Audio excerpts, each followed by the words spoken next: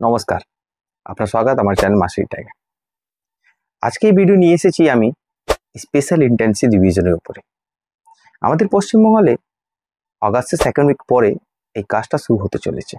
Election commission of India এই কাজের জন্য পুরো রেডি প্রিপারেশন করে রেখেছে। তাই এই কাজে স্টেপ বাই স্টেপ আপনাকে বোঝাবো। বিএলও যাকে বলা হয় বুথ লেভেল অফিসার, সে আপনার বাড়িতে যাবে, আপনাকে একটা ফর্ম দেবে। ফর্মের নাম হচ্ছে এনুমারেশন ফর্ম। এই ফর্মকে আপনাকে ফিল আপ করে ওর সঙ্গে একটা ডকুমেন্ট দিতে হবে। সে ওই একটা ডকুমেন্ট কি সেটা জানার জন্য এই ভিডিও আমি আপনাকে রেডি করেছি। এটা একটা না, পুরো 11টা ডকুমেন্ট একটা লিস্ট আছে। সে 11টার মধ্যে একটা আপনাকে ওই ফর্মের সঙ্গে বিএলওকে আবার জমা দিতে হবে। এই জন্য এই ভিডিওটা আপনি লাস্ট পর্যন্ত দেখলে আপনি জানতে পারবেন কি আপনার কাছে ওই ডকুমেন্ট আছে কি আছে না। অ্যান্ড লাস্টে আপনাকে একটা খুব প্রয়োজনীয় ডকুমেন্টের সম্পর্কে বলবো, সেইটা আপনি প্রত্যেককেই দিতেই হবে, তার ছাড়া ওটা হবেই না। তাই আপনাকে বলবো এই ভিডিও লাস্ট পর্যন্ত দেখুন, পুরো ডিটেল পেয়ে যাবেন। দেখুন, স্পেশাল ইন্টেন্সিভ রিভিশন 2025 কি? এটা করতে গেলে আমাদেরকে দরকার আছে পুরোপুরি 11টা ডকুমেন্ট। সেটা 11টা গভর্নমেন্ট লিস্ট দেখুন, এই হলো কমপ্লিট লিস্ট। এই পুরো লিস্টের সম্পর্কে পুরো ডিটেলটা আমরা দেখবো। সব থেকে প্রথম আসছে আমাদের ম্যাট্রিকুলেশন বা এডুকেশনাল সার্টিফিকেট। সেটা একটা ডকুমেন্ট, সেটাও আমরা ওই এনুমারেশন ফর্মের সঙ্গে জমা দিতে পারি। তারপরে সেকেন্ড নম্বর আছে যদি গভর্নমেন্ট অফ ইন্ডিয়া বা আমাদের স্টেট গভর্নমেন্ট বা পিএসইউ কোনো রকমের যদি আইডি কার্ড আমাদেরকে দিয়ে রেখেছে, বা পেনশন পেমেন্ট অর্ডারের সঙ্গে যে আমরা আইডি কার্ড পাই, সেটাও একটা আমাদের ডকুমেন্ট। তাছাড়া যদি আমাদের কাছে কোনো আইডি কার্ড আছে বা সার্টিফিকেট আছে 1 জুলাই 1987 আগেরকার, ব্যাংক, পোস্ট অফিস, এলআইসি বা পিএসইউ বা লোকাল অথরিটি যে কোনো যদি আমাদেরকে দিয়েছি, সেটাও আমার একটা ডকুমেন্ট হতে পারে।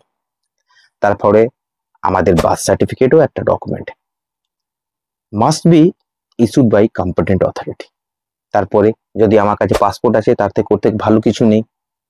তাছাড়া যদি আমাদের কাছে ডোমিসাইল আছে, মানে পার্মানেন্ট রেসিডেন্সিয়াল সার্টিফিকেট, সেটাও আমাদের একটা ডকুমেন্ট। তারপরে যারা ফরেস্ট এলাকায় থাকে, সেখানে ফরেস্ট ডিপার্টমেন্ট তাদেরকে একটা ফরেস্ট রাইট সার্টিফিকেট দিয়ে রাখে, সেটাও একটা ডকুমেন্ট মধ্যেই আছে। তাছাড়া আমাদের কাস্ট সার্টিফিকেট, সেটাও একটা ডকুমেন্ট। আর পর এনআরসি, আমাদের ওয়েস্ট বেঙ্গলে তো এনআরসি হয়নি, তাই জন্য এই ডকুমেন্ট আমাদের কাছে হবে। তারপরে ফ্যামিলি রেজিস্টার প্রিপারেশন, এটা মোস্ট প্রবাবলি আমাদের স্টেট পশ্চিমবাংলায় এটা হয়, উত্তরপ্রদেশে এটা হয়ে রেখেছে, তাই জন্য এই ডকুমেন্টটা আমাদের কাছে হবে না। যদি আমাদের কোনো ল্যান্ড বা হাউস অ্যালটমেন্ট সার্টিফিকেট আছে, সেটাও আমার একটা ডকুমেন্ট হতে পারে। অ্যান্ড লাস্ট যেটা আমি বলে রেখেছিলাম কি 12 নম্বর ডকুমেন্ট, যা সব থেকে ইম্পর্টেন্ট আছে, যেটা সব থেকে প্রয়োজনীয় আছে, সেটা হচ্ছে voter list of last SIR, যেটা 2002 সালে আমাদের পশ্চিমবঙ্গে হয়েছিল। সেটাও আমাদের একটা ডকুমেন্ট, সেই ডকুমেন্টটাও আমাদেরকে দিতেই হবে। যদি আমার সে সময় নাম আছে ভোটার লিস্টে, তাহলে ওই পাতাটাই আমাদের ডকুমেন্ট হয়ে যাচ্ছে।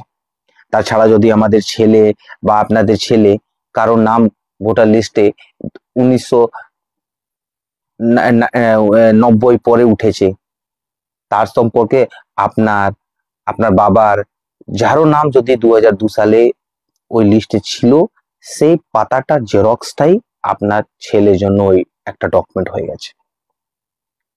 তাই জন্য বললাম এই ডকুমেন্টটা খুব প্রয়োজনীয় আছে, সেটা আমাদের পশ্চিমবঙ্গের ক্ষেত্রে সব থেকে ইম্পর্টেন্ট। এটা হলো পুরো কমপ্লিট লিস্ট। এরপরে আপনাকে বলবো এই ভিডিওটা দেখলে আর যদি আপনাকে ভালো লাগলো, কাইন্ডলি এটা শেয়ার করবেন।